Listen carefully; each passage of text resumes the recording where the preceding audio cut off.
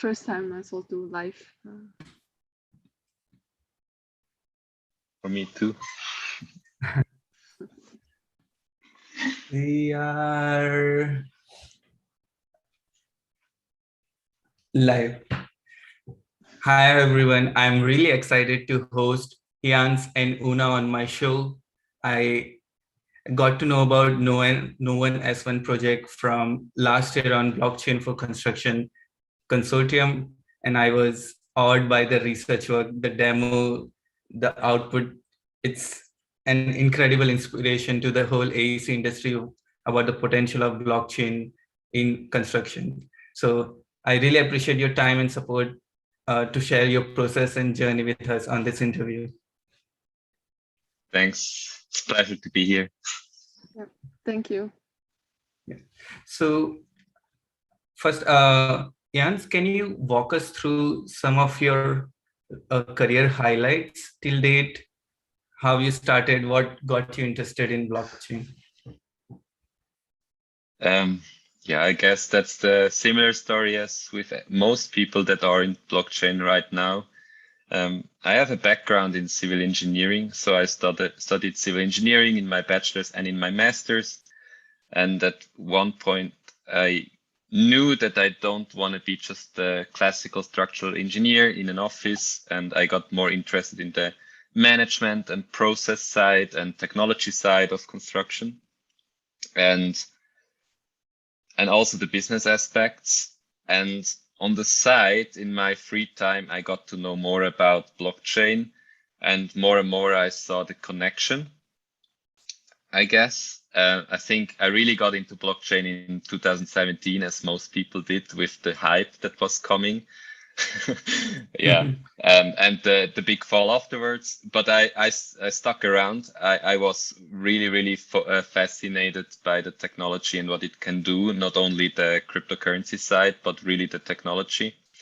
And I saw more and more connections. Then I approached Professor Daniel Hall, my professor right now, if he would be interested to have this as a research topic. And it took me some convincing, but in the end, he hired me as a doctorate at ETH on the topic of blockchain in construction. And this really then, yeah, let kind of the ball rolling. So, and led me down the rabbit hole of blockchain. Yeah. So I'm not a computer scientist. I really have a civil engineering background. I just learn by being in the blockchain space more about this technology. Yeah. That's so impressive. And what about you, Una?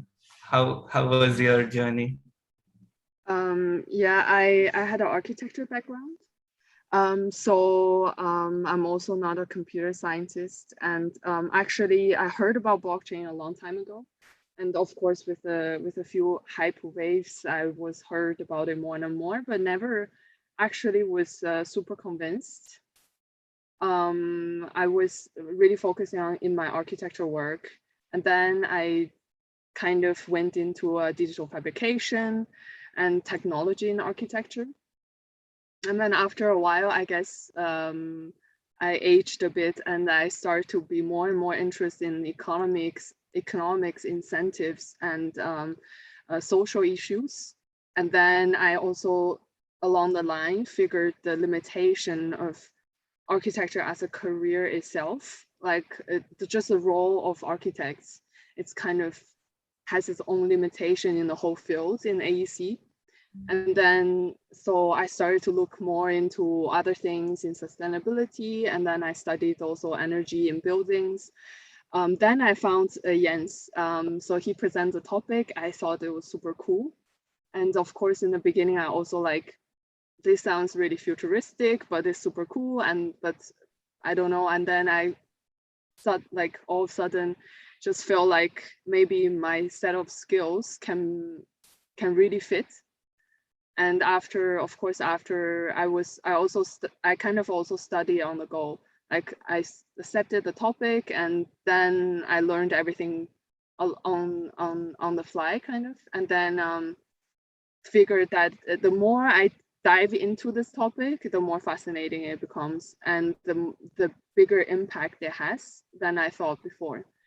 So I'm very much now into the topic, less shorter than Jens, of course, around a year or so. But I think it's very, very exciting. Oh my God. Like that's so incredible. Like you guys have such a diverse background and bring that multidisciplinary aspect in AEC and combine it this field.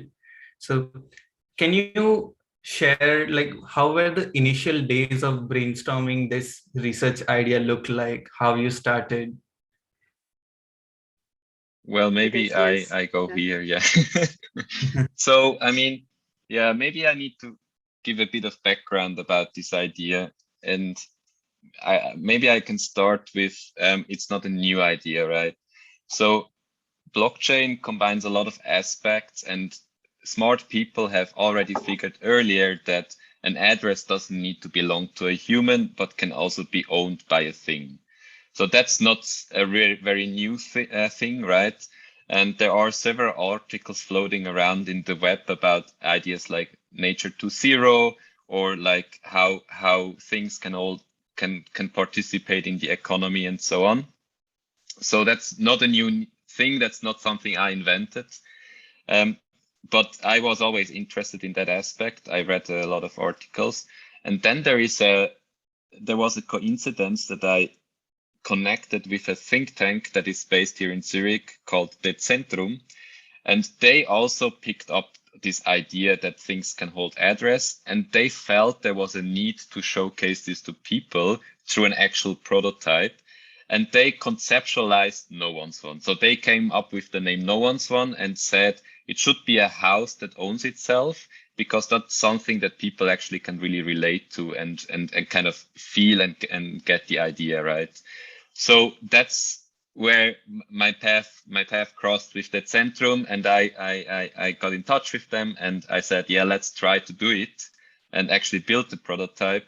And I facilitated a master thesis on the topic because I didn't have time to do it myself all the way alone.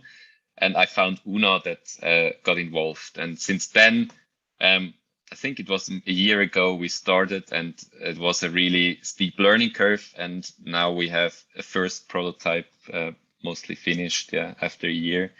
So that's kind of the whole journey of the idea. And I don't know if you want to go more into the idea itself, or if you want to more focus on the technological aspects. I think there are both sides to it, right? Yeah, like maybe if you can like focus more on the idea part now. Like, so you started with a house, and right now, if I'm not wrong, it's a meditation space. So what are the decisions you made along the way to arrive to that, okay, this is the final prototype we should do? I think Una can give some insights here. Yeah, when I first arrived with this idea about no1s1, actually, when Jens proposed it as a master thesis, kind of, we have no idea what to do. Kind of, it just kind of throw it out there. Like, here is the idea of no1s1. You, what do you want to do? I was like, what? and then but I suggested some ideas. Yeah, you suggest some ideas. But yeah, for me, I personally also think, for my skill set, I love prototyping, and in architecture, I also did Arduino, Raspberry Pi before, so I'm really into actually demonstrate something like a one-to-one scale, like at least a person scale. So I kind of want to go down this road, but of course, to explore this idea, I think my initial was to map out a huge map of what is a autonomous space, like decentralized autonomous space. And there were so many questions around it. And then we kind of have this, after having this big map, we kind of start to limit ourselves, like what is possible to finish in a half of a year to 9 months kind of time frame. And then we figure really fast we have to do something as simple as possible, but I was fixed that I want to do not only a Lego house, but a real life scale prototype. But in order to have it as simple as possible, we want to minimize the functionality, right? And then with my architecture background, I just think like, oh, they shouldn't have any system. We don't want to, deal with water or heating, like anything like that. It would be way too complicated. So maybe just the basic ventilation and the enclosure of space. And then the functionality, of course, is arrived. I mean, I'm personally a long-term meditationer that I meditate 6 to 7 years, and I it just came into my mind so fast that when you meditate, you don't actually do anything besides sitting there. So it's in the end, we don't, if we don't even need to take care of cleaning, because meditate, you don't really produce any waste. So it was just clear that in order to minimize functionality, we should choose this as a functionality. So that's how we kind of just arrived at this functionality. And of course, there were some back and forth with the design. I mean, we were gonna have something more robust, like really like a booth. And there were some setbacks with some partners, construction partners that didn't really reply us. We waited for a really long time. So in the end, I had to build this in a really short amount of time by myself, kind of. So I was like, okay, this has to be super simple wood structure that everything is possible to lift with 1 or 2 person. So everything changed a few times, and then we arrived with the prototype. You can see now this little house. That's great, and I can only imagine the amount of effort it goes into building this prototype at the scale it is right now, because there's a lot of labor involved, a lot of like procurement involved. So was there any time during the whole research you guys were like, oh, whether the code is not working, whether the materials are not being procured, and there are so many challenges, how should we move? Yeah, there are many of those. I mean, yeah, of course. Yeah, I mean, it's still now a lot of things are not working, but at least the basic functionality is working. I guess that's the way prototyping is, right? I mean, it's just you try something, it doesn't work, you try it again, it doesn't work. I mean, debugging is really time consuming. So sometimes you have a bug and it's a really simple one and you just can't figure it out. It costs you a whole day because of a simple line of code. And yeah, so yeah, it's nerve consuming, I guess, but it helped to have a good team, I guess. So we motivated ourselves too.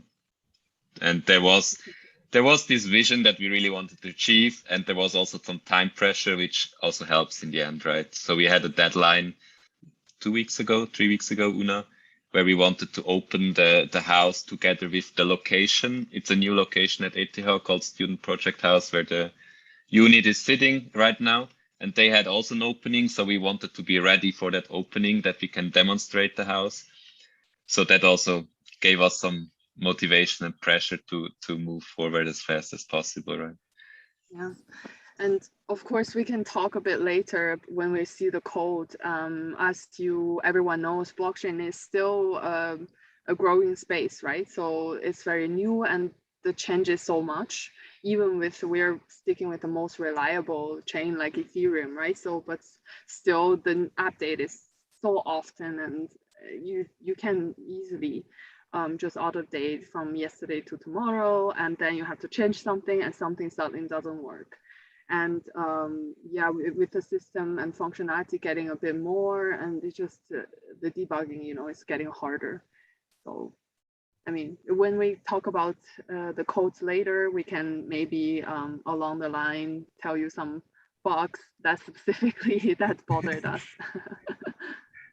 For sure. And so this is like first of its kind. So there was no precedent for this kind of research. So how did you guys manage to develop this research without any prototype and connection to the blockchain at this level? What were the ways you were like solving the problem and moving ahead in the research? I mean, we conceptualized the idea first, right? We first maybe I can share the paper with you, then I can show you. Should I share something or is this? Yeah, go ahead. Yeah, All right. you can, it's very flexible. So maybe, I don't know, you tell me if you see something. Yep. All right, so maybe quickly, that's the diagram that Una mentioned before, where we at the very beginning, she tried to map out what is actually decentralized autonomous space, what's possible with this technology. And we have here kind of the management autonomous side saying the house should kind of manage its own operations, its own finances, and maybe its own maintenance. And in the end, we arrived somewhere here, right, at the finance and operations side. And we kind of left all the other ideas aside for now, right? So that's how we kind of limited ourselves, and we came to this idea of the meditation pod. And then we also kind of conceptualized how do we want the technology to look like. And I think this illustration really helps to understand the various components that are needed, right? So you mentioned blockchain, and it's here on the left, lower left, and it's kind of the brain of no1s1, if you want to say so. It controls the finances and it controls all the functionalities of no1s1. But it's only one a small part, right? And if you have on the right side the actual building, no1s1, right, with all the sensors inside and also the computer controlling the sensor, which we call backend here, you need a connection there, right? So from the house to the smart contract. And then you have the second element, which is the users that also somehow need to be able to interact with the smart contracts. And this goes through a front end, right? You have a website that you can visit and interact with the smart contracts. And this goes kind of both ways, right? The user can either directly interact with the smart contracts, or they enter the space, the house senses that the user is inside and sends this to the smart contract. So it's kind of both ways feedback loop. And I guess I had quite a good understanding of how to build the blockchain and front end side. And Una brought quite a lot of knowledge about the backend and sensor side. And so we kind of combined this and somehow, made it work in the end.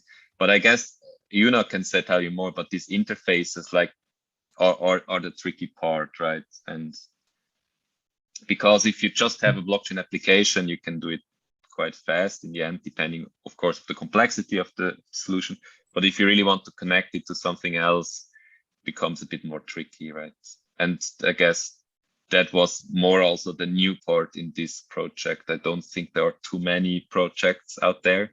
Of course, I don't know the whole space. There's just too much going on. So there could be something similar, but I don't know of. But yeah, that we try to figure out. Yeah, I mean, I come up with this this kind of scheme quite fast. I think it's not so hard to come up with these components also, but yeah, there's not so much precedence you can study, and especially the link between blockchain and IoT, it's very minimum, especially in the sense that it's implicated. Like I saw, I think I searched through all GitHub, there were only, I don't know, a handful of projects that was really similar to what we want to achieve. So I kind of, someone built a Lego garage. I know that it was one of my main, I think, presidents kind of studied Lego garage projects, blockchain and IoT, and the other ones are not it's not in the complexity I'm looking for at all.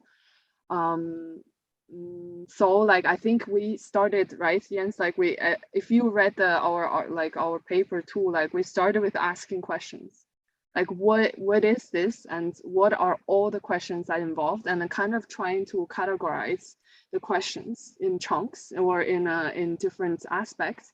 After this categorized, then we start to, this is kind of the conceptualization of the whole idea. And when we have this map, and then we start to figure out with the time frame, what we want to achieve, and also with our knowledge, right? So in the end, we are like a student project house. We're a team of 3. Like one of Alex also helped a lot.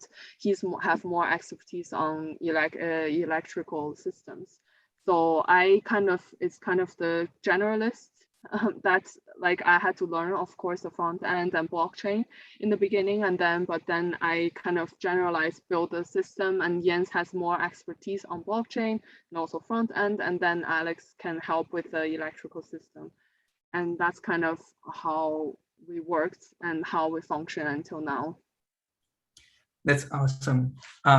Maybe this is a good time to showcase a demo of how the front end talks to the back end and the whole interface. Oh, yeah, sure. I think we have a video, right? Do you want to show the video, Hongyang? Yeah. So maybe then you can see the user experience, how it works. Yeah, exactly. I'm going there now. 1 second.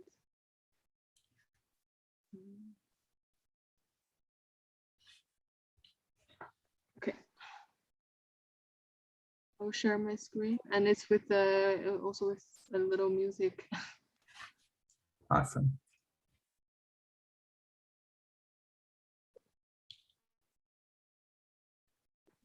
Share sound. Okay, is it good? I see the PowerPoint. Yeah. Yeah.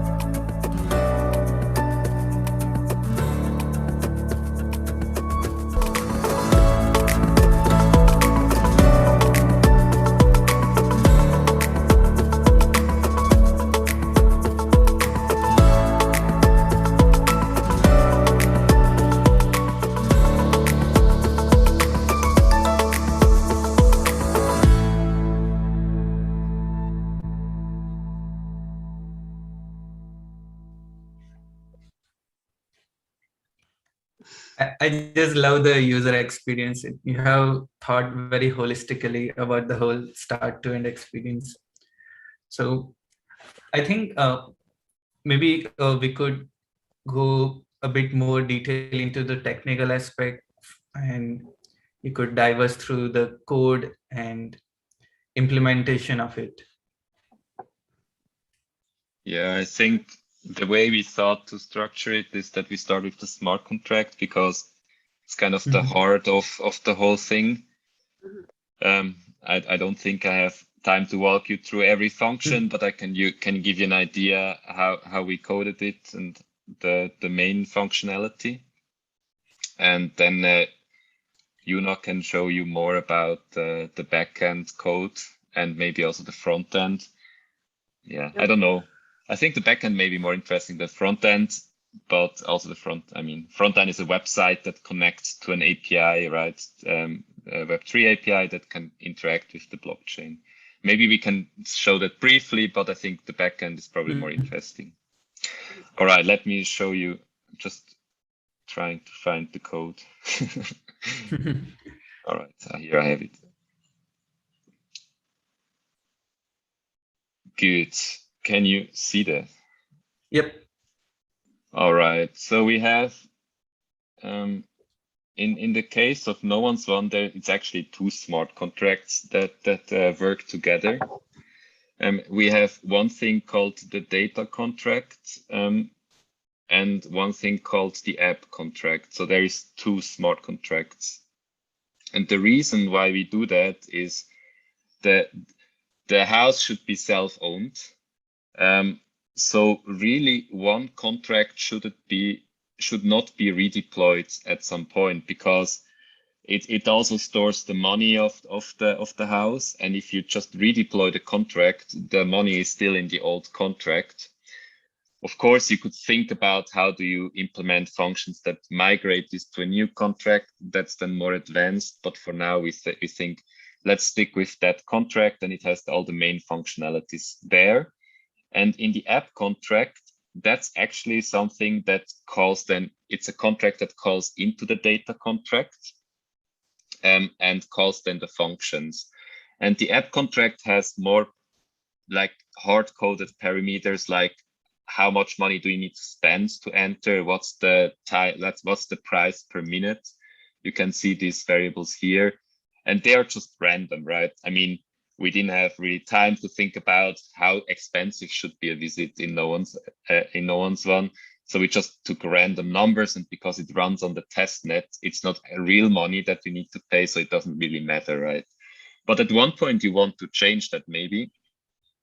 So we thought then it's easier to just redeploy the app contract, register it again in the data contract, and then it calls again in the data contract. And it doesn't touch the data contract, which contains the money, right? So that's the idea why we have two contracts. That's already kind of advanced. Maybe I need to show you. I think I talked mainly about the data contract now because it contains the main functionality of the code of no1s1. And I maybe need to tell you how such a smart contract normally looks like. And of course, it really depends on the network you use that thing. And here it's Ethereum. So the language you use is Solidity. That's what it's called.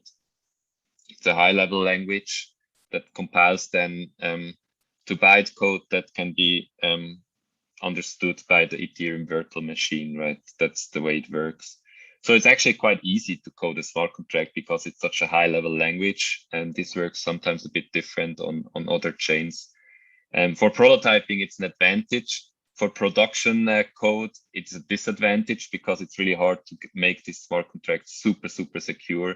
And there are companies that specialize in auditing these smart contracts to make them really safe, right? That no one can steal your money in the end or mess with your smart contract.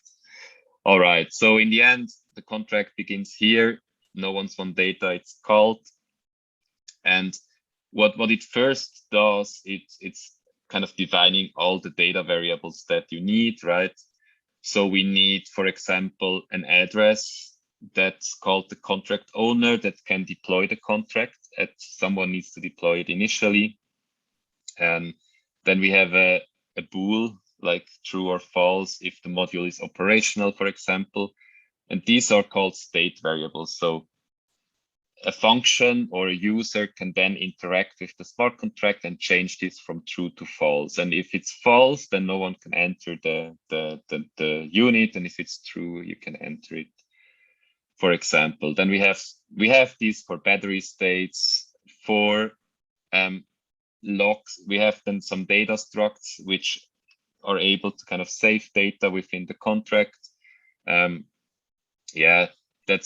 save different things that are important to know. For example, what's the total balance of the house? What's the users that used it so far, and so forth, right? And then we have also one for the user. So if someone pays the contract, a new user gets created, and the house keeps track. Did he buy? Actual how much duration did he buy? Did he already access? what's the actual duration in the end when he left, right? And did he leave the space? And did he redeem the money in the end? Maybe that's important to say, because the house cannot just run after a person in the end, right? And say, hey, you need to pay me after they left. So the user needs to pay up front. So they send what it's called an escrow amount.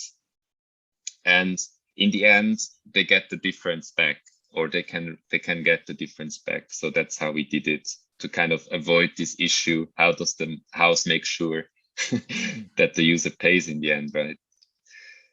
Yeah, I don't know. Then we have a lot of event definitions. They are important for the backend and the front end, so that they know what's happening in the smart contract. So when certain functions are triggered or a state is changed, an event is emitted that can then be caught by the front or the backend, so they know something changed in the smart contract, right?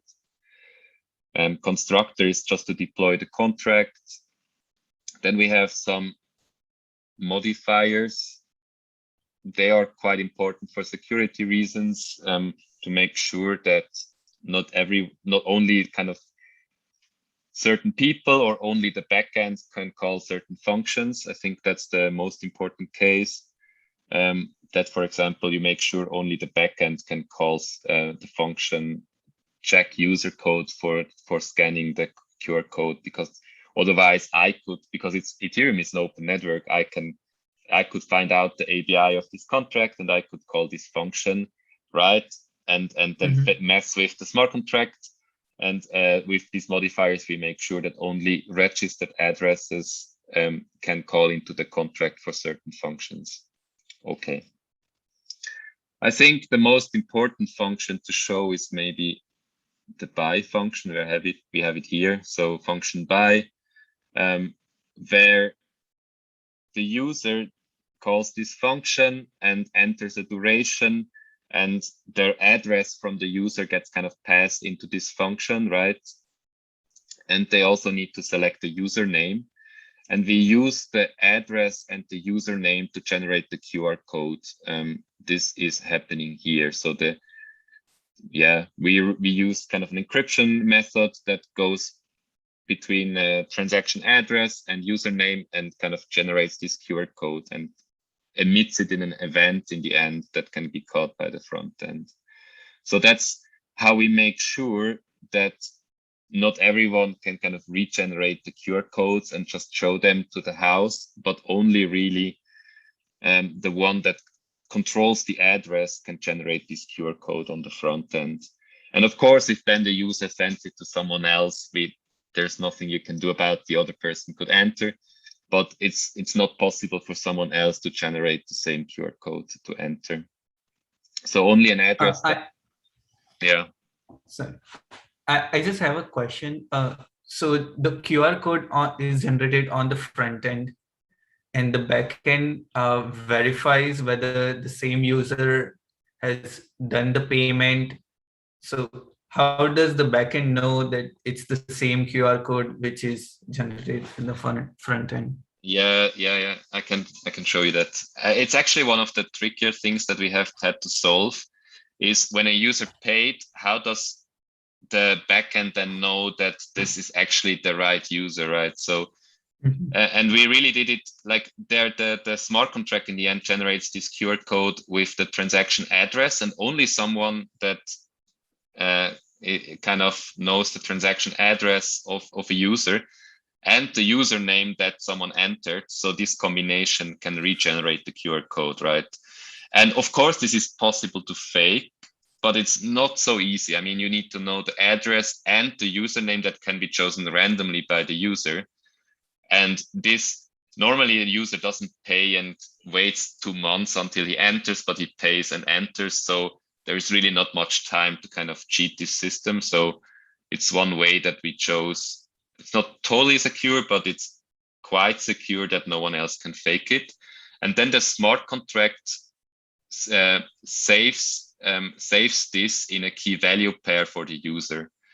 So then the backend can afterwards call a function to retrieve if this key belongs to a user that bought if there is actually kind of duration bought for this key, right?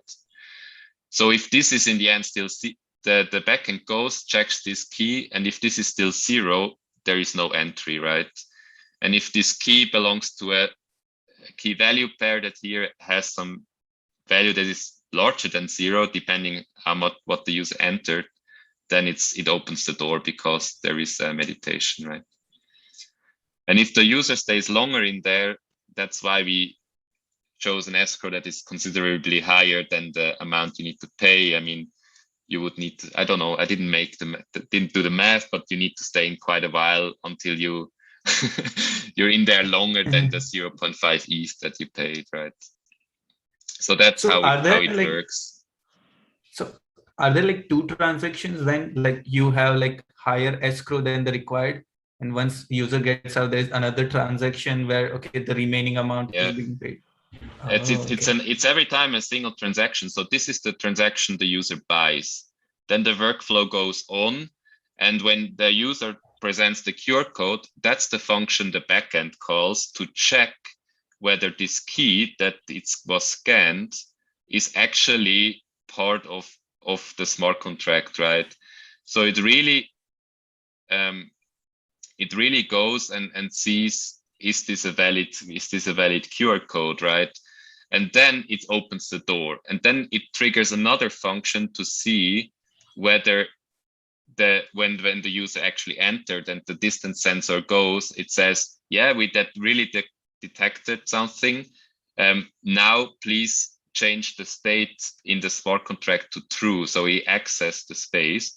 So now it's not possible anymore for another user to access, right? So the space is kind of occupied, and this is also a transaction in the smart contract. And then when the user leaves, the house again triggers a transaction, right? That says, well, now the user exited, the space is free again, someone else can enter. And the refund escrow is also another transaction that the user can call to kind of get the rest of the money back, right? So it's every time a smart contract, every time it's a blockchain transaction, yeah. So that's the main idea. I mean, the code is open source. You can also look at the code in more detail if you're interested, but I think that's enough to give the high level idea. How did we code the smart contract? Yeah. Yeah, like great job.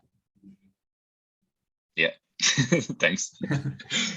All right, I'll stop share here, and then we can maybe show a bit the backend and the front end, how they kind of call into this smart contract. Which part do you want to see first, Mayor? Yeah, I think like this creation of smart contract like on the front end would be good. Like, how do we start? How do we start the transaction, like you had a interface where one creates a, like, for a particular building, like a contract, like the front end MetaMask. It doesn't create the contract. The contract's always there, but the MetaMask in the front end controls the address of you as a user, right? And then with this address yourself and the wallet you control, you can trigger the buy transaction in the smart contract, right? Maybe we can show how do you trigger the buy transaction from the front end. Maybe that's a good thing to show. Mm-hmm. Yeah, I mean, maybe there's some confusions there. Like the smart contracts is kind of in the environment of Ethereum as soon as we deployed it. So it will be there, and it's why it's important is because it's safe and then no one can change it. And the front end and back end only call into these functions, predefined functions. So we don't create a contract, but we can call in like a transaction basically. And that's the interaction going. And that's also when in the graph there are different parts. And you see like the communication between each part, which get tricky and gets a bit complicated. And I can maybe show you the front end first. Mm-hmm. In the video, maybe it was too fast. Can you see now? Yep. So basically, this is our front end, and yeah, it was a steep learning curve for me myself because I didn't know JavaScript at all. So this is all like progress in 3 months to half a year that I learned JavaScript and all Solidity and all these scripts in that time frame. And then as you can see now, this is the most important place, like the registration. I can talk a little bit about the other parts maybe later. As you can see now, we want to link to a MetaMask, like which is a wallet. And now, okay. And now you can see I have accounts with 7.28 Ethereum, which is on the testnet, so it doesn't worth anything. And then if I refresh my page, and it will be connected. So as you can see here, MetaMask is connected, and then here also on the front end it shows your address and your balance, my balance now. So this is connected. And now I can kind of type in any username. Actually, I make one for you, and because it doesn't matter what username you use, but in the end we use this username to kind of generate a kind of identity for you and generate the QR code. And I can say normally I will have only 5, 10, 20, or 40 minutes selection, but one is like for testing kind of. And then you can now, as you can see now, I said I want to request a 1 minute entries, and now I'm going to deposit 0.5, right? So you see it's not charging you one minute meditation, but instead it's taking you 0.5 deposit. And then now I can kind of confirm this action.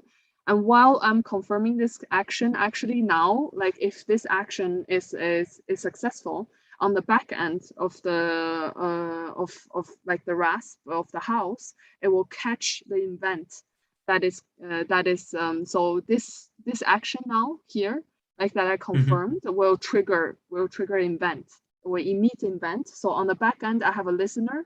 It keep listening to the event change. So on the back end, it will catch the event and says, oh, someone requested the entrance, and then the code will be triggered on the back end. And then at the same, yeah. Maybe we can quickly show the contract. Do you have the ad that they actually see that now that you triggered the transaction, it's also in the contract, right? Yeah, but yeah. Okay, here you mean? Yeah, or in the yeah, both works. So now Una is kind of showing the smart contract, and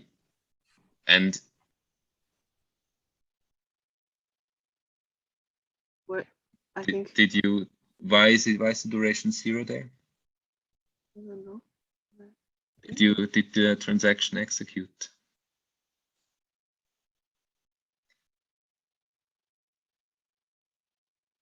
Yeah, it did actually, because my money is gone. Yeah, maybe it's not connected anymore on the remix. Yeah, I think remix is not connected anymore. Oh, okay, but maybe you can show it in the no1s1 README. I can reload. Yeah. There is the contract address, smart contracts. Yeah. And this is kind of okay, to show that it's yeah. So either scan is kind of a window into the blockchain, so you can look into the blockchain, and then you can see the last transaction was just 1 minute ago and paid 0.5 ETH to the smart contract, right? So the transaction did go through, right? And this is visible to anyone. That's how blockchain works, right? These transactions are all public on the network. Yeah, and on the can back be end, verified. Yeah. And then on the back end, at the moment, simultaneously will catch the event, and then it will trigger like the next step. I can also show you the code over there. If you have any question, Mayor, you can ask. Yeah. Yeah. So when we first connected the MetaMask, like using Web3, it read the Ethereum address. Sorry, what? What? Like using Web3 language, it read the address from the MetaMask wallet to the front end. Yeah, the Web3, Web3 JSON is like the kind of the package to connect it. They also have Web3 Python, which what I use to connect basically the backend. And because I code the backend in Python code on Raspberry Pi is a bit easier than JavaScript. On the front end, I use JavaScript and use Web3 to reach, to kind of trigger this communication between the front end and the blockchain, or the back end and the blockchain. Yes. Got it. And when you clicked on the transfer, like it called one function out of multiple functions on the smart contract. Yes. Okay. It called the transfer, the buy function that Jens just showed you. Like the buy function is I can show you a little bit of the front end code now, I think. Yeah, it calls the buy function. Can you see the front end? Share the others. You need to share the other screen, I think. Yeah. Okay. Now it's good. Now it's good, yeah. Yeah. And as you can see, I have so many opened, I'm sorry. But as you can see on here, like these are it's called like smart contract services components on the front end. And basically you kind of have to use Web3. As you can see, you import Web3 and then you inject it kind of Web3 into this and define what to connect, like which net, because there's many chain that you can connect to. In the beginning, I tested with the local net, and which is generated by Ganache and Truffle. And then you kind of have to redefine, kind of recall these functions again and define it again, like with the input and with send or just a call function on the front end. And then you will call this function again in the other part. That's kind of how the whole code flow works. And then this buy, as you can see, I called from the no1s1 app contracts, I called buy function and then redefine as buy access. And then in the components of the registration, I will like say buy access and trigger all the things you can see on the front end. Yeah. So can the front end know what are all the functions deployed on the smart contract? Like, how do you know what are all the functions defined in the smart contract? You need to code that. You need to code that, and then you kind of use Web3 to kind of to call the smart contract, and then you have to code which function you want to use. So that's why I'm showing you this part. Basically, you say like, oh, I want to use buy function, I want to use check username, check access function, and then you redefine it here. And then you can use in the other part of the front end of these functions. Yeah. Like the question I was wanted. So let's say I want to use the same smart contract, but I'm creating another front end. So if I want to develop a new front end interface, like the procedure is I should first go to the smart contract, know what are the functions defined in that smart contract. So whenever I'm developing the front end, I can call those functions accordingly. Yeah, exactly. You just have to have this address, as you can see. These addresses are the unique addresses on the chain, and that identifies this smart contract.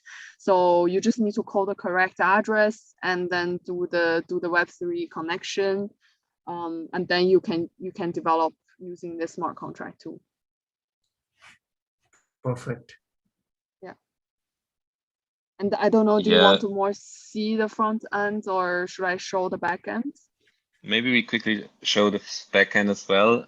Maybe just one note, MetaMask is just one way to connect to the blockchain, right? So a wallet connects to the blockchain so that you can interact with your addresses, right? Or with the smart contract which is also an address on the network, right? And there is multiple ways to do that. MetaMask is just the most popular way because it's very easy. It just uses an API, which is called Infura. It's quite a centralized service actually to connect to an external node and then to the blockchain.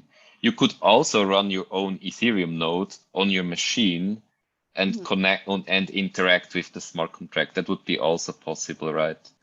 It's just that would be actually way more secure, but it's also a bit more effort. You need way more power on your machine. Yeah.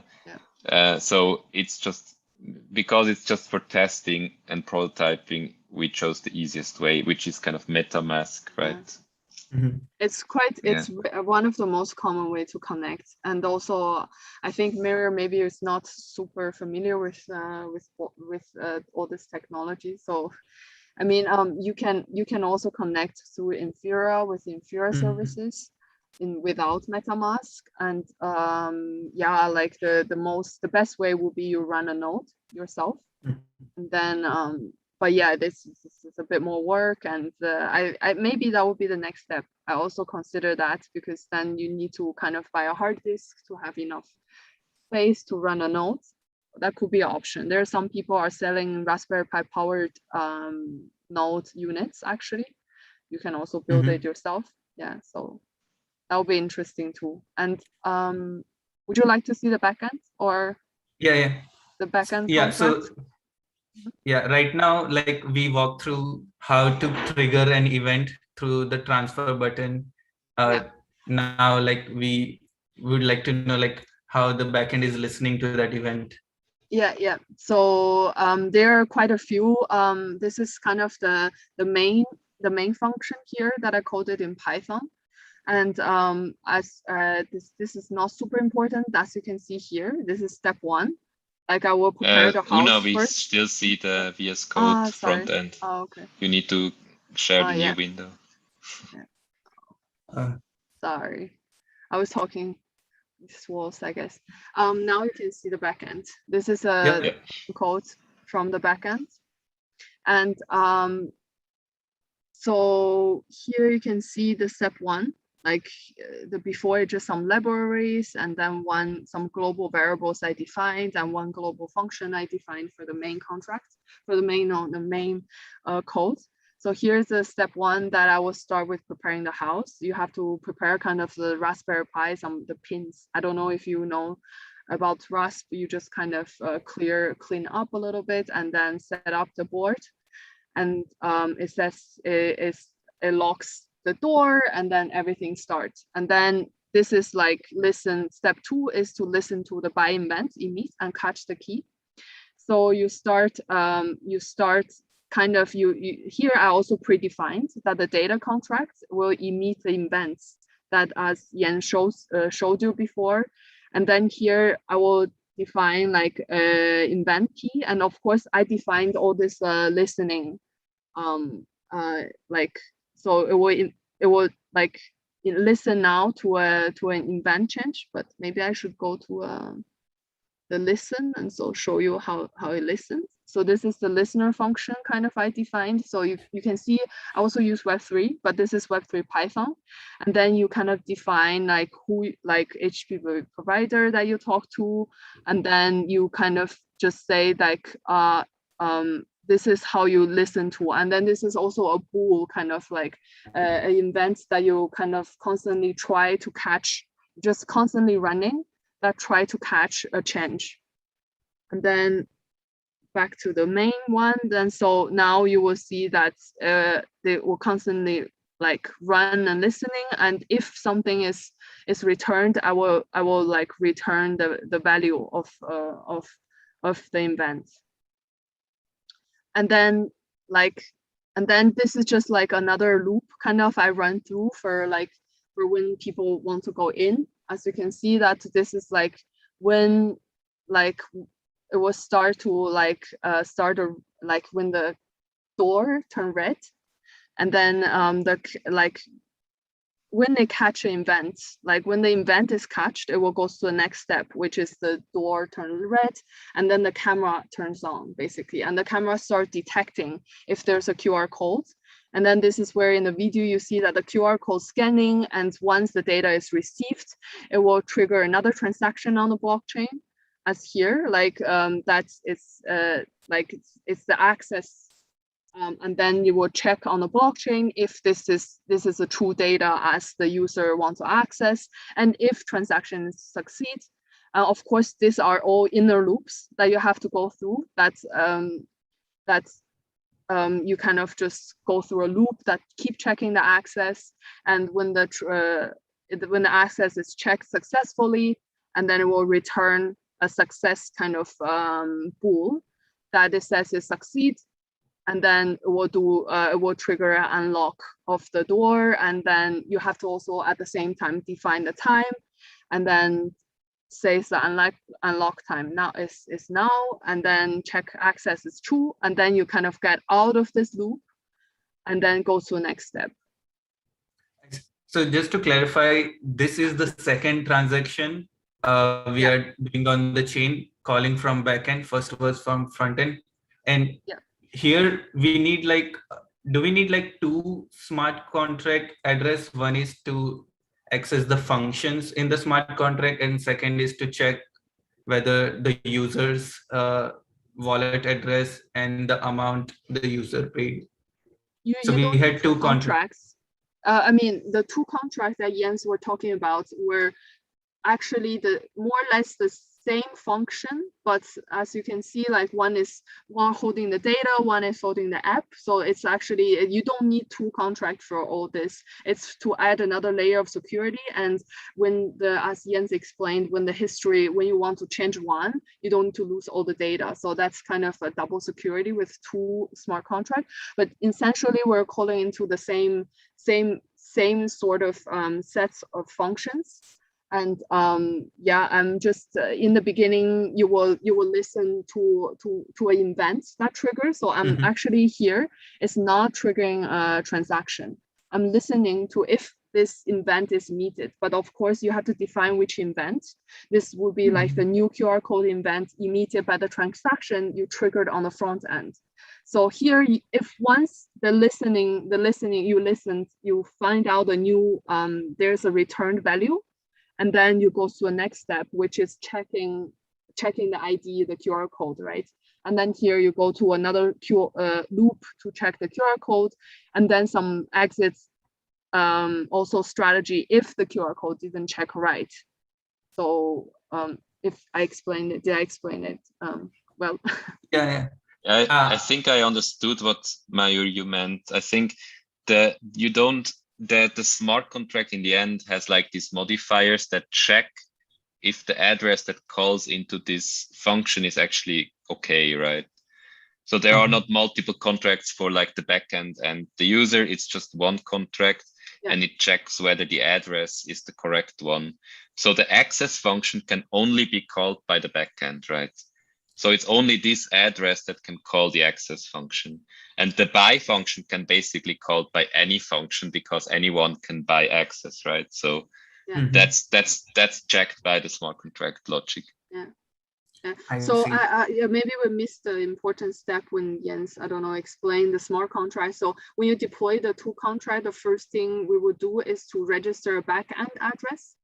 So then to define, because the smart contract, some functions we defined can only be triggered by the backend.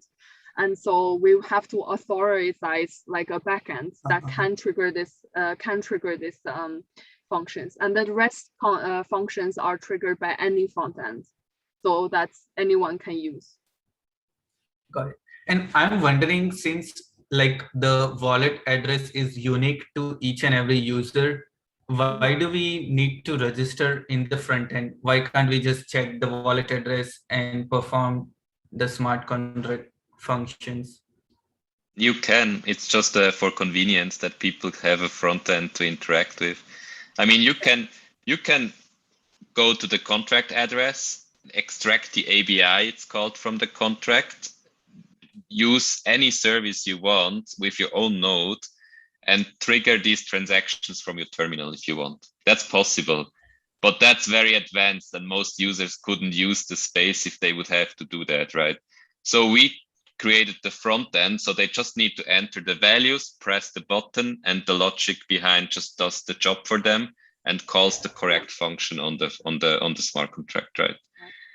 But if you're an advanced user and you know how to do this, then you can do it also yourself without the front end. So you don't need the front end, but most users probably do anyways. And even with our front end, we had a discussion in the very beginning. Do we also want to include the user that don't have crypto wallets? And actually, we had a version before that we include the user that don't even have crypto wallets. But then we said, okay, maybe we should give a bit incentive for them to get to know blockchain, to use the space. And it's anyways not, probably it's also good to have not completely same experience as you just enter a smart space. So we decide to kind of with this strategy now. I see. And so from start to end for a user experience, total how many transactions are done on the smart contract? Yeah, at the moment, so there will be buy access, you buy and deposit, and then there will be a check access, which is the QR code identify you, and then the third one is to check if you actually entered. So there will be, then that interaction is with a distance sensor in the house that is sees if someone sit down kind of. And then after that, it will be a exit function triggered, and then a refund triggered by the user. So there are 3 functions that are triggered by the backend, and then 2 functions triggered from the front end by the user. That's like the whole step now. Okay, got it. And I'm wondering, since like many times the gas fee is so high for each transaction, do you have any idea if there's either like one option is to move to either layer 2 Ethereum or other blockchain which has cheaper transaction fee? Like how would you deal such scenario? Yeah, exactly. I mean, the whole point of the prototype is to show we're not selling a product, right? We don't want to kind of say, well, our no1s1 implementation is perfect, but we actually want to show to people that there are a lot of problems if you try to implement this. It's early technology, and I think now we're on the test net, so it doesn't matter gas fees, right? But if you would move to mainnet, yeah, that's the first problem you run into, right? I mean, it's quite expensive to use no1s1 in the end, right? So I guess, yeah, I think layer 2 is probably one of the first options that you would try to investigate. Does it make sense? Is this then still enough security? Or you could move to another blockchain maybe, but there is always a trade-off. I mean, I don't know. People think that fast transactions come with the same security on other blockchains, and that's just not the case. I mean, if you have fast transactions on a blockchain, there is always a trade-off to security. And for a house that they don't say it, but it's always that case. I've never seen an example where it's not like that. So if you have fast transactions, you mostly have less security. And if the house owns funds and this needs to be a secure environment, you need to kind of decide, is it worth the trade-off to have it on another blockchain? Or do you say, well, that it is what it is, it's expensive to use it, but at least it's secure, right? And I think there will be solutions in the future that kind of reduce this trade-off, but for now you still have it. I mean, that's also why we have it on the testnet, right? Yeah. For the experience, it doesn't really matter. You kind of avoid all these problems, right? But yeah, layer 2, I guess layer 2 is quite promising. I'm just not sure if the layer 2s we have right now are the end state. But I think we will see more and more layer 2 solutions that kind of mitigate some of the problems from the layer 1, right? I see. And Una, if I can request, there were a lot of like folders and files on front end and backend. So can you give us like overview about some structure, like how it starts from index.html, then what are the .js or like TypeScript file it's connecting and calling? Yeah, sure. I'll try my best. I mean, coding is messy, right? Actually, with the front end, let me try to share. Yeah. With the front end, I use the Angular framework. I don't know, Mayor, do you know? So actually, because in the beginning I didn't know, of course there's a few options, the most popular options you can choose from, but yeah, I decided with Angular, I just went with the Angular, though sometimes Jens complains. And as you can see, Angular, basically the whole front end is here. And then they're just like each one of these are one of kind of the pages.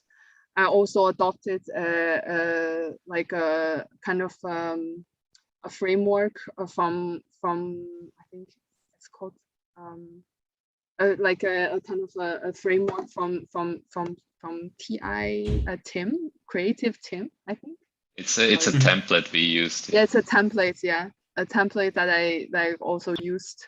And then as you can see, but here it's basically the basic components of each page. There's HTML, CSS, and then the TS spec TS file, and then the TS file. So basically the HTML is like the HTML code, which you kind of, I would say this is like how the components, how the layout works. And this is the style, right? Like we define certain styles. And then the TS file, the spec TS, it's not, you don't edit it. And then the TS file is where the function, like kind of the backend function goes. So for example, for here, you probably define like, here is like when like ng on init is like when the page initted, you want certain function to work. And you will define some certain stuff when the page just initted. On destroy is like when this is the default function that at least included. And then on destroy is when the page is closed, so you want certain function to work. And that's like the basic components of each page. And then of course, then a layer on top of that, you have kind of routings. That's like how you like kind of the Angular framework, you know where to go and which, you know, when you press a button where it goes to the other components. And then there's like the whole other things, all the modules you put and the packages and of course the contracts here and how you call like the other JSON files. But yeah, the main basic module is in every page, and basically like in every page here, like this 4 components. Got it. And do you have any database on the backend or? No, we don't. On the backend, yeah, we keep a little bit of the like we try to not have any database really on the backend now. But yeah, like this is also a debate that we need to consider later, like to either to save some energy data history on the backend. So maybe I can share you on little code on the backend. Yeah, for now it's mostly passed to the smart contract, and the smart contract keeps track of the most important information. But in the end, yes, I mean, if the functionality of the house gets more complicated than just access and exit, there needs to be a database probably also for the house, and that's a whole other debate. How do you save that data? I mean, there is always also tons of possibilities how you do that in a as secure as possible way, right? I mean, traditional options, or then are like new options like interplanetary file systems or like others that are maybe better suited together with blockchain, right? But that's not something we touched for now. That's maybe for future work. Yeah, like I was considering a scenario. Let's say a user does a transaction on first day, then another user does transaction, and on second day, the first user comes back. Does it generate the same QR code, and are we storing it, or it's like again checking the key value? Yeah, all this information is handled by the smart contract. So the smart contract keeps back. So if you didn't enter, you can come back the second day with the QR code that generated before day and would still work, because the smart contract keeps that information. Yeah, that's not something on the back end, because that's what we consider very important information. It's connected to the payment and the right to go in and out. That's all handled by the smart contract and saved stored in the smart contract. Yeah. Yeah. Maybe I can. So on the back end, you would save data like energy data that is not super important, but maybe useful to have, right? Yeah. Like user or fund related data is really in the smart contract, yeah, because otherwise it's not secure. You could hack the Raspberry Pi and then. Yeah. So this is also goes into the debate of on-chain and off-chain data and the gas fee, right? Like that's also part of my thesis. That was also written as a kind of a leverage. Like you have to kind of design the system securely enough that the most important status are on-chain.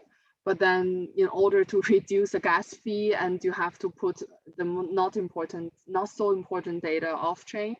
For example, stored on Raspberry.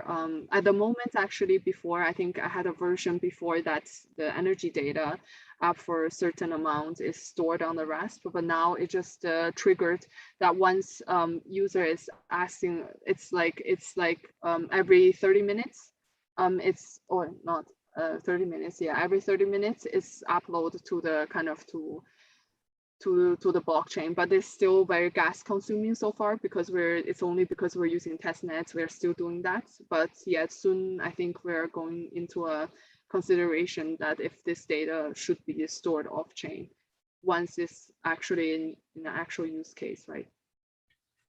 Yeah, and like I have seen some examples like off chain. Do you mean like local, like personal or in cloud database, or off chain in like IPFS? Is that off chain as well, because people store heavy database models on that? Yeah, that's also off chain. Yeah. Everything that is not on the blockchain is called off chain, and then it can be a traditional database or it can be new solutions like IPFS. Yes. Yeah, it really is something we haven't really looked into it, what makes sense. And of course, there is always trade-offs there too, right? So for example, should the smart contract know in the smart contract the battery state of the house? Is this really important information or not? I mean, you could argue yes, because maybe if the battery is too low, it shouldn't sell access, right? And it's kind of tricking users, right? And if you have it off chain, the smart contract would kind of to request that information from the house and then kind of base that decision on that without storing it. And then you have potential for manipulation. But maybe in the case of battery state, you would say, yes, that's a trade-off we can do. That's not so important. I mean, maybe someone cheats, but then that's not too bad because the money is not lost. Worst thing that can happen is the user cannot enter, right? Because the battery is too low, or it doesn't run long enough, right? So that would be probably a good trade-off. But I mean, you always have to consider this: what's now super important and what's not so important, right? Yeah, and this also goes into a bit more complicated. Would you have a booking system like that? Like, do we separate? This is a huge also a discussion we had that do you want them to buy, for example, the access first and then completely separate the timeline of buying and accessing? But of course, they will make the whole thing a lot more complicated. Then you kind of have to store like also like all the status of the house, if it's occupied or not. And we just wanted to be as simple as possible at the moment. So we said like you buy and then you enter. You don't have like a time lag at the moment. But of course, when it goes more complicated and then we talk about on-chain, off-chain storage, and then it can go a bit way more complicated than what it is now.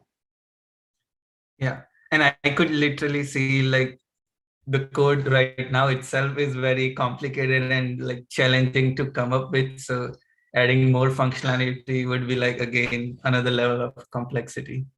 Yeah. So if maybe we can go. Yeah, sorry, go ahead. Go ahead. No, it's No, I just wanted to say the high level is again, I mean, it's a prototype, it's a research project. So we need to kind of make a trade-off. What is worth implementing and, or is it already enough, the functionality we have to kind of see where this is going, right? I mean, as we said, we don't want to build a product in the end, right? We want to use this as like research, right? And some experimentation, of course, some showcasing, but maybe it's not needed, a booking system, to just know how this would work. And it would consume a lot of time and effort to build something like that, right? I think it would be possible. It's not that it's not possible, but it's just, is it worth it given what the goal is of the project, right?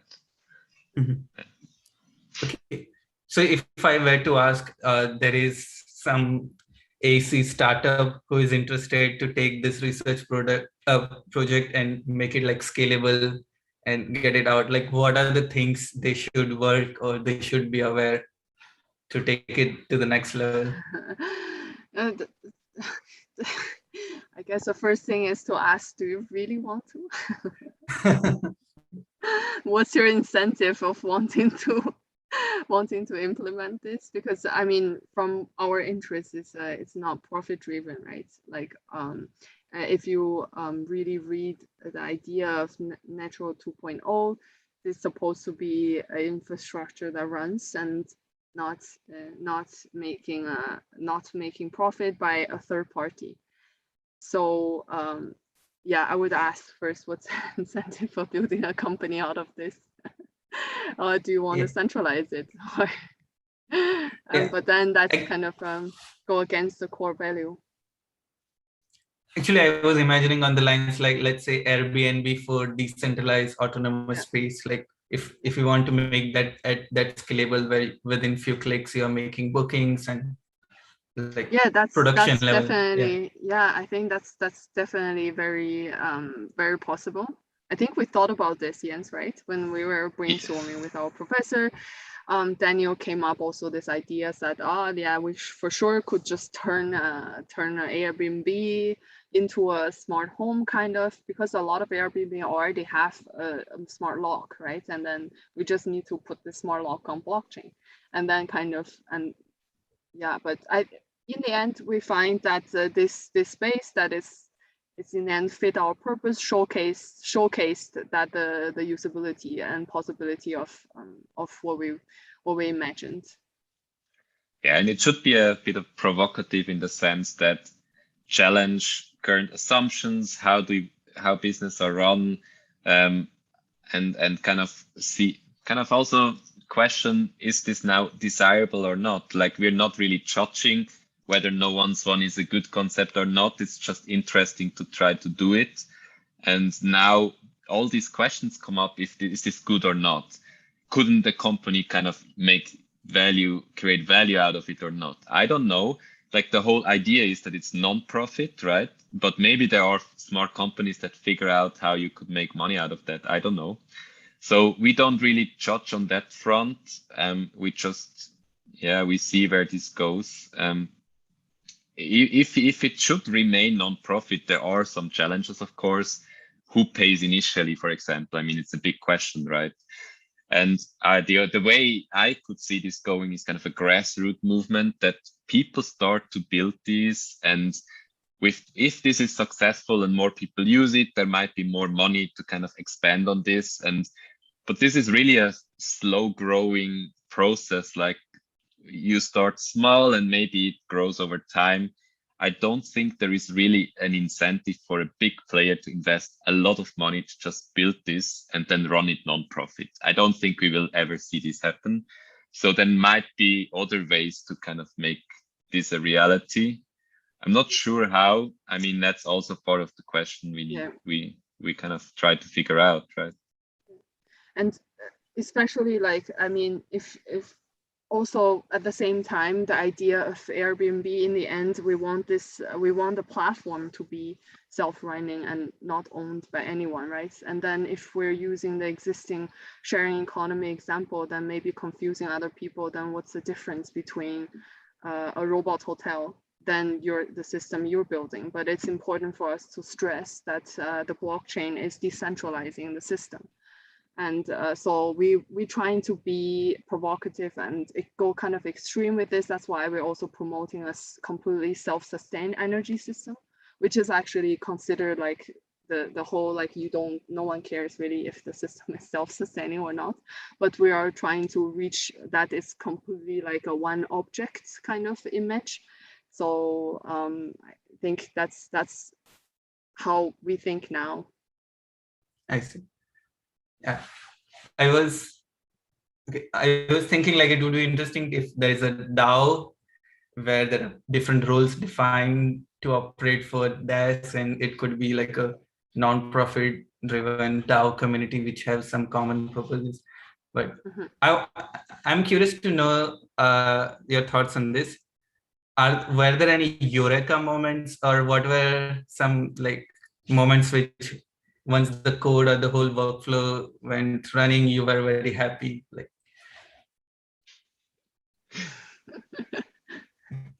yeah, I think there were multiple of these moments, I guess. Yeah. Yeah, of course, when the house is running, it's always looks really nice. When the code is working, we're happy. Yeah, first time the whole process worked, that was a really good feeling. Yeah. Yeah. It was actually quite last minute. I'm not sure if are we allowed to say this, Yuna, but I think the event started at 4 and we managed to finish the whole process at 1 or so. So we had like 3 hours before the event we finished. Yeah. I did the presentation hard, like I did the presentation like an hour before, right? So it was and I was working throughout day and night, throughout weekends, and it's a sign of something great. But when the first time the complete process was running, I was feeling really good. Like 3 hours before the conference? Yeah. We were like, yeah, we did it. Yeah, and we had no backup plan. Kind of at one point we said, what do we do if it doesn't work? And we just said, like, we could spend now time to make a backup plan, or we could use this time to actually make it work. And we decided to not do the backup plan and just go full risk and try to make it work. And we made it work. Yeah. But in the end, it worked. So that's awesome. Like, I feel like it's same like you commit something, and then while you have so much pressure to figure it out, otherwise you keep on like procrastinating, or like you add more times. But it's incredible that it's a big project, and I could only imagine how much hard work and sleepless nights it went to do this. So I would like to move on like a final section about advice to people and researchers. So my first question is, based on your learning journey, like what are some resources you would recommend to people? For blockchain or for? Yeah, like for blockchain in AC, yeah. Yeah, I mean, nowadays there are actually quite a few. When I started, it was a bit more tricky, but nowadays you can Google learn Solidity examples or tutorial, and you'll find tons of examples.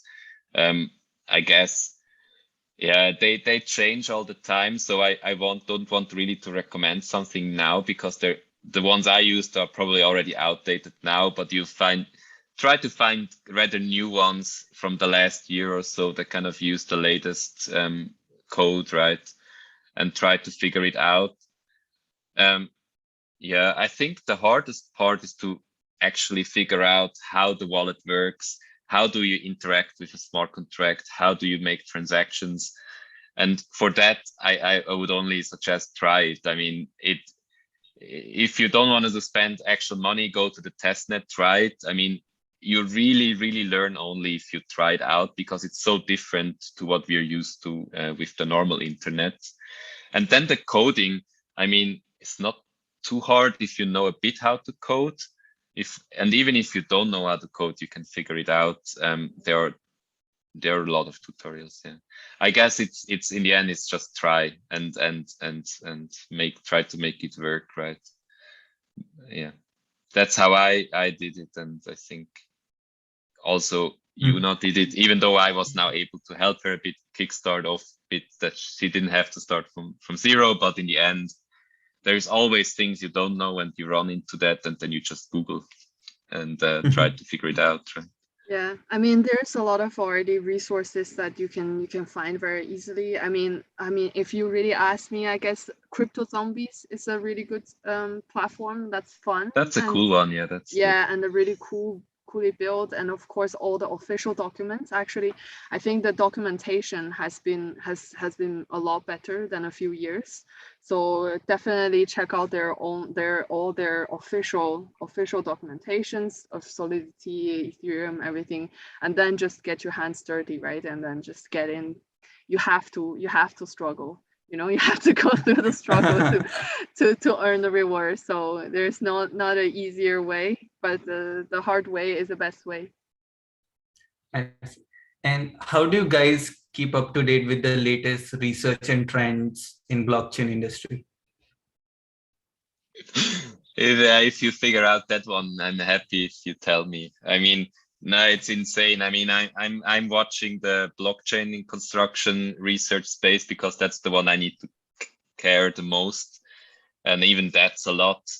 Now there is a lot coming out, more people picking up the ideas, and the overall blockchain space. I mean, it's just, yeah. I don't think if anyone claims they can keep the overview of what's everywhere happening, I think they're lying. It's just not possible. The AI. Yeah, I think the AI overview. Yeah, the smart thing to do is find smart people working in the space and follow them. I mean, what I learned is that good projects and good work, even if they're not created by these people, they will get picked up eventually by these people. And if you follow the right people in the space, you'll figure out the really good projects on the way. That's how I try to do it, but maybe there is even a better way. So yeah, don't know. Yeah. Do you have anything to add, Yuna? No, I think what Jens says is good. Yeah. Especially like I was seeing like in DeFi, like in last 2 years, the amount of revolution it's crazy. Yeah. It's super hard. DeFi is even crazier at the moment, right? Yeah. Have you ever considered like using some NFT for construction related research or development? In general, yeah, I mean, I actually wanted to implement, I didn't have time for that in the end, but I actually wanted that no1s1 sends out an NFT when you successfully use the prototype, just because of fun. That was one idea I had, but I didn't do it because of time reasons, or I forgot about it at one point. And there is actually not too much research on NFTs in construction. There is one by Theo Dunas from Scotland that he published a research paper looking at how to represent some geometries through NFTs on the blockchain, which is quite interesting. But otherwise than that, I don't think I've seen too many actual published research. Of course, people are thinking about it. I'm sure about that, yeah. But I do see it as a very important, sorry. Yeah, go ahead, Una, sorry. I just want to say that I do see it as one part of the important next step, I guess, for us, because the next step will be like to incentivize a community around the house, right? So, and then we will talk way more about the incentive scheme, how we want to do it. And this will be heavily involved with tokenization, this whole incentive, like how you want to incentivize maybe certain behavior. And I don't know, have, for example, like, does people who come in, meditate, use the space 10 times are, have a more say or have more votes than the people who never been? These are all interesting questions that's, I think, coming up. So I think that will be the next step. And as you can see in the front end, I try to create this dashboard, which would be later hopefully transform into like a community dashboard and have different users that interact on the dashboard. So I think that's the next step. Yeah. I just had a thought, like, are you guys aware about the loot token, LOOT? Okay. So Not sure. yeah, it created a interesting revolutionary idea where in the token you just describe the characteristics, and then when people started buying that NFT token, they created their own avatar and community driven development. So the NFT was a bit ambiguous in terms of it led community driven development. So the way I was thinking is, if the NFT token has like some ingredients of the construction, let's say, just saying it out, like some furniture, structure elements, and then the community of NFT holders comes together and decide a type of building out of those elements or something. Yeah, it's a cool idea. Yeah, I think there is a lot. I mean, I think the really next step is how do we? I mean, one part we have not figured out yet about no1s1 is how does it make decisions, right? I mean, for now it's just the workflow of entering and exiting, and the house gets richer. But we need to figure out now how does it spend money for maintenance, for whatever, for changing the way it looks, or I don't know. Could be anything in the end. And I think we really want to, as Una said, we really want to go down the community route. So people that have an interest, aligned interest with the house, can vote how to spend the money, but they can never use or touch the money. So that money is always owned by the house, but people can kind of vote on how it should kind of spend, right? Within certain rules, of course. And I think that's the next step. And this will probably go with participation or voting tokens or something like that along these lines. And what you're envisioning is then even probably one step further, but it's actually a really cool thought. Yeah. I mean, there is no limit to, there is no limit to imagination and creativity here. I think there is so much to be figured out. And yeah, you're welcome to contribute if you have a good idea and you want to develop it. Go ahead. Basically, house will, employ the humans for cleaning, for maintenance, and saving energy and whatnot. Yeah, I think that's the idea in the end. But then you run into a lot of regulatory and legal questions as well, I think, that will be interesting. Like, is it legal that a house employs someone? Is it in Switzerland? You need to be a person, even a natural person or a juristic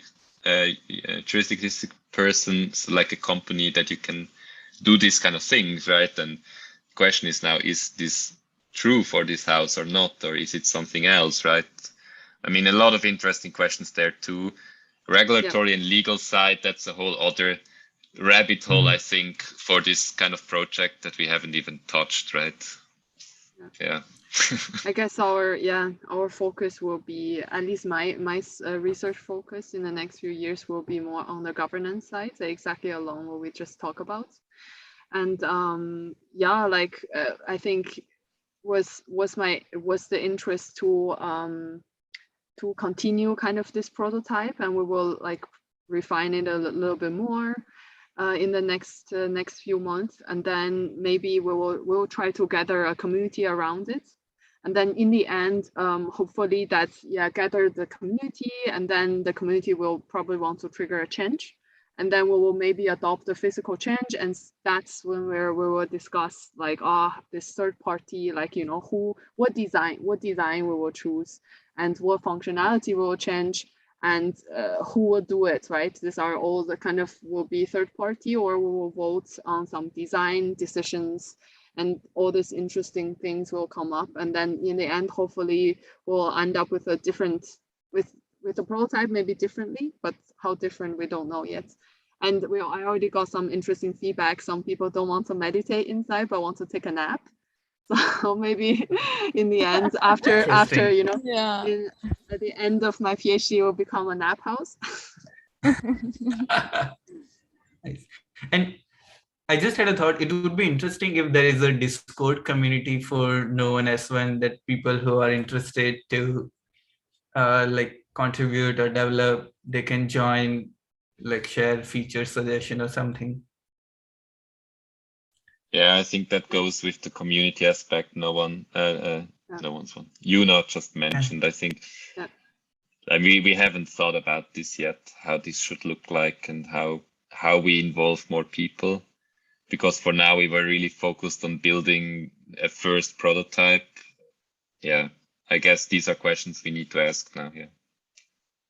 What do you think And- about this house not owned by, but like presented by a government in a government scheme, and like more of people who don't have house, or I don't know, just a rough thought. So have you ever thought about it, like how it will be channelized then? I think it would be highly possible and would be a welcomed also scheme, right? Then kind of the initial funding is soft, and then the government will be more willing to maybe run it with low to non-profit. So Yeah. I think infrastructure is definitely one of the most interesting implementation of no1s1 idea. Especially public infrastructure. I mean, there is so many. Yeah. The reason why a lot of like public infrastructure is privatized at the moment is because there is no real way to maintain and finance it, right? And I think these new concepts could be a solution to that. I mean, why should a road network be private? Why should the train be private, right? Why should bridges be private, or water infrastructure, or like city infrastructure, right?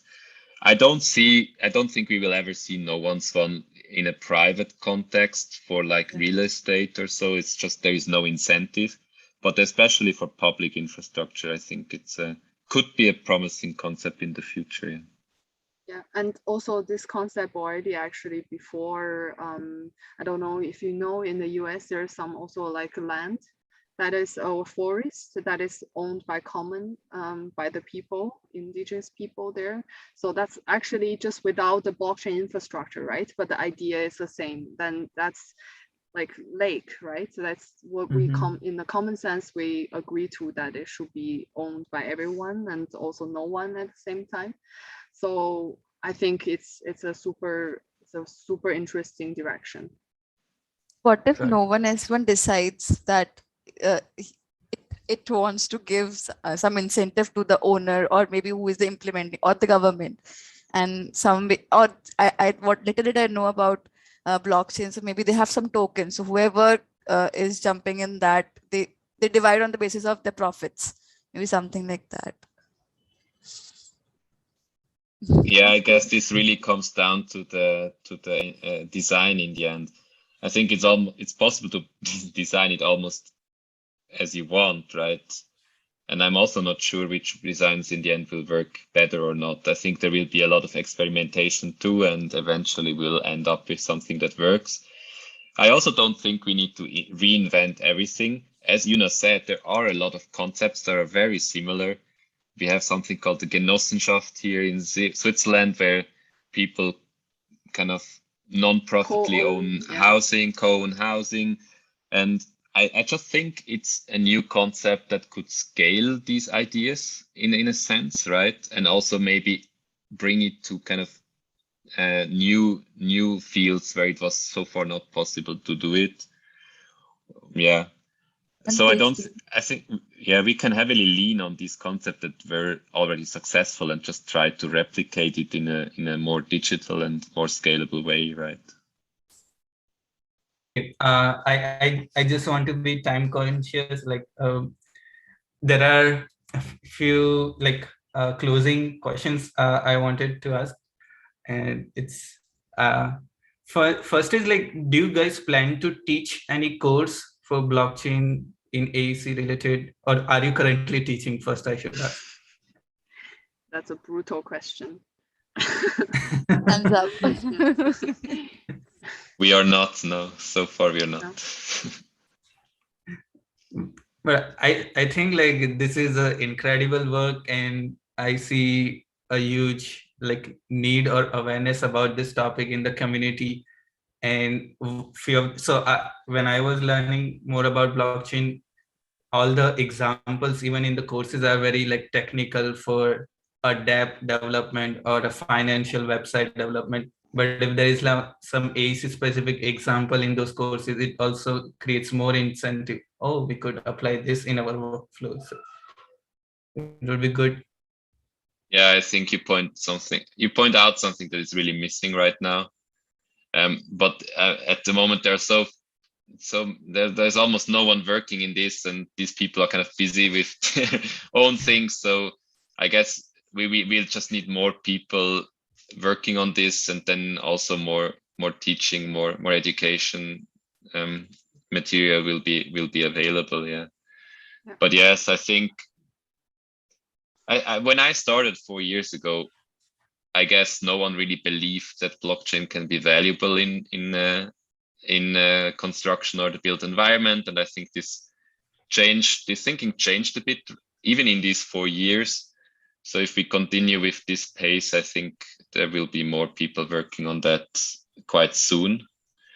So yeah, I just in these 4 years I didn't have time to also come up with educational material. Yeah, maybe that's something I need to focus on. Yeah, I see a 2 potential instructor in front of me for the course. And the learner. Yeah. Awesome. So my last segment is rapid fire, and you will have 10 seconds to answer the question, and you'll just have few words, not even a sentence, few words to answer it. So let's do this. It's gonna be very casual question. So which city is in your travel bucket list?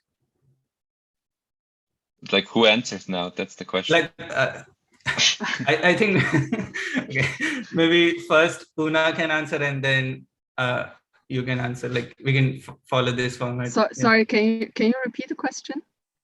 Which city is in your travel bucket list? Which city? Oh my God. Oh my God, Berlin. Yeah, I think I want to go to the States, New York, maybe. Got it. Your favorite book? My favorite book. Okay, at the moment it's the Book of Why. This changes all the time. I like Elinor Ostrom at the moment. Common Pool Resource Theory. I also have this book actually. With me. Look. Yeah, yeah. Written by our professor. I see.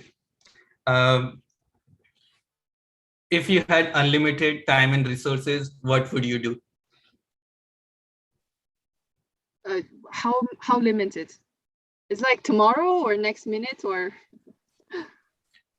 At the moment, if you had unlimited time and resources, what would you do? You guys are repeating the question, so you are buying more time. Unlimited or limited? Unlimited. Unlimited. Unlimited. Yeah. Oh. Yeah, I would do exactly the same, but maybe with a bigger scale, and then I don't know, more freedom. That was my answer, Una. Yeah, I think I'm quite happy with what I'm doing. I think I would do more sports and more outdoor activity. That's also one thing I like a lot. And yeah, I'm just time constrained sometimes.